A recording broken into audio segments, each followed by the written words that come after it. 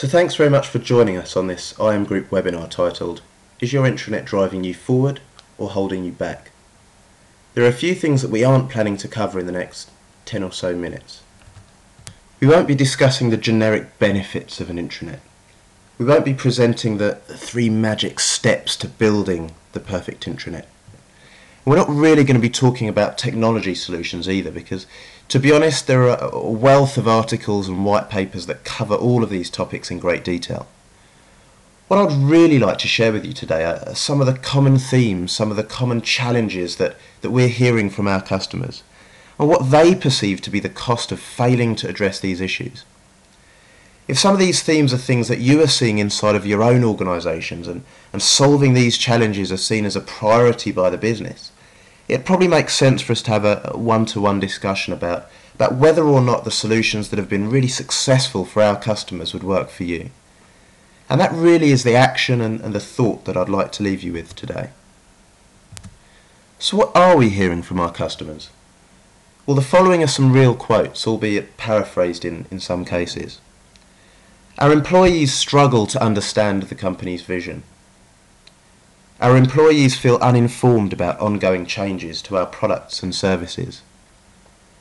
Our intranet is out of touch with our brand manifesto and cultural aspirations. Our intranet is seen as an important tool, but users find it a hindrance to their daily tasks.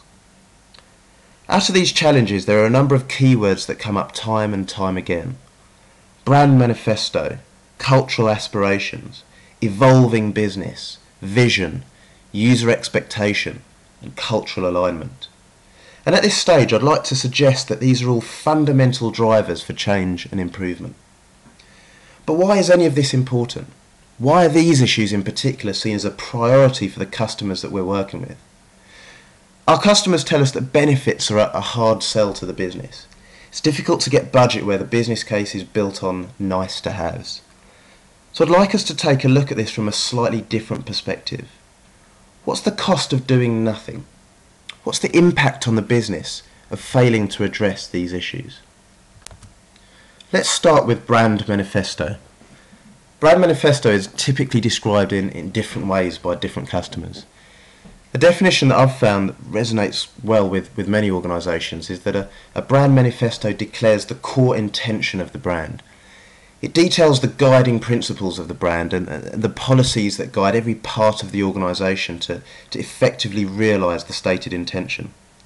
It's something that everyone who interacts with the organisation sees, employees, customers and partners included. And when we think about the internal organisation, the intranet is often the most powerful tool in the effort to market and deliver the brand manifesto. And without an ability to do that effectively, we run the risk of failing to achieve not only the brand intentions, but also the broader vision for success. Cultural alignment is another one of those terms which means many things to many people. The challenges we hear from many of our customers are really based around geographically dispersed businesses, or businesses that have grown largely through acquisition. The traditional priorities are typically around integrating and standardising IT systems. But what's often overlooked is the cultural challenge of getting people to communicate and work in a common and a joined up manner, with a common vision that's clearly communicated by the business. Ignoring this cultural element can be a costly mistake, but one which is often difficult to quantify, because it's about things like missed opportunities for cross-sell and upsell. It's about reduced productivity and a lack of knowledge sharing and knowledge transfer.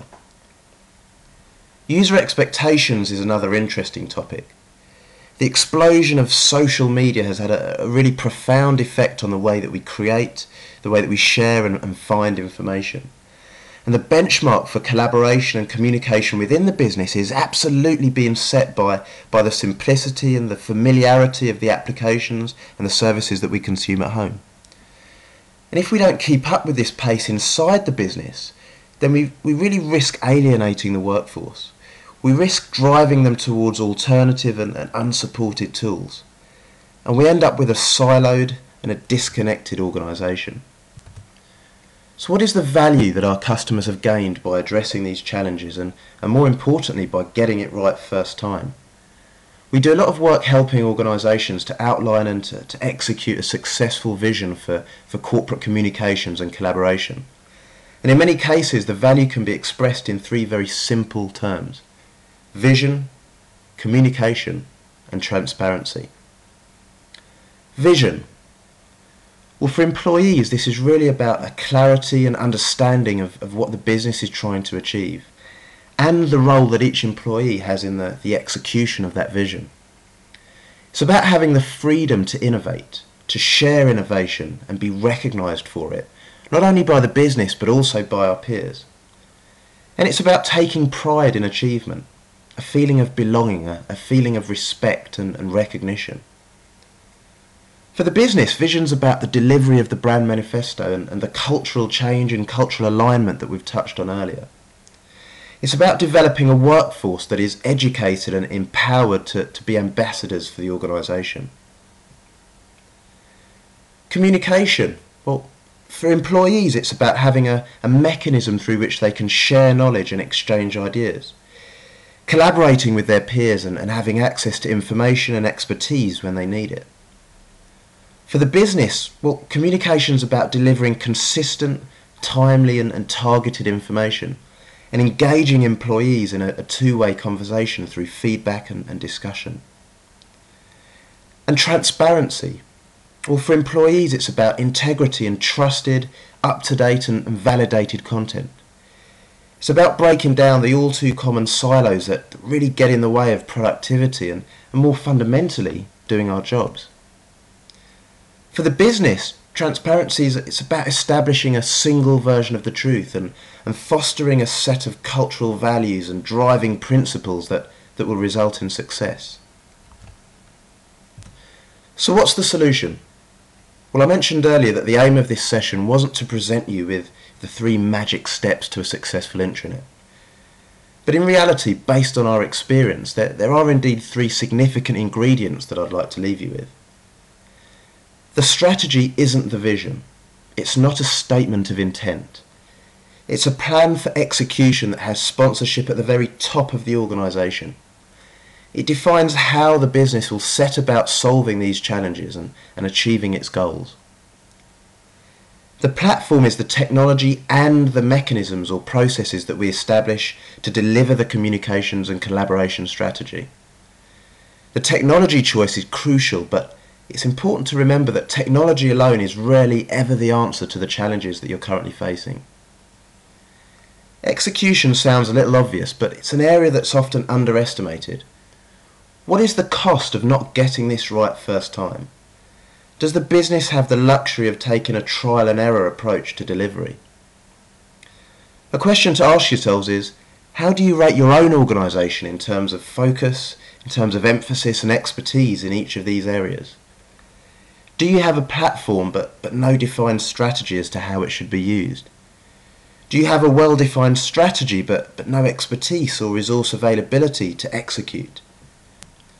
The reality is that these challenges may just not be priority concerns for you right now. And there absolutely isn't a one-size-fits-all solution to any of these issues. But at IM Group, our business is really about helping customers to get a handle on their information management challenges and work with them to create strategies and solutions that solve these problems. And we do that across the breadth of information management. We do that with on-premises technology, we do that in the cloud, or indeed with hybrid solutions that offer the best of both worlds. We'll be following up with each of you over the next couple of weeks, but in the meanwhile, please feel free to contact us if you'd like to understand whether or not the solutions that have been really successful for our customers will help you to solve some of the challenges that you're currently facing today. Thanks very much.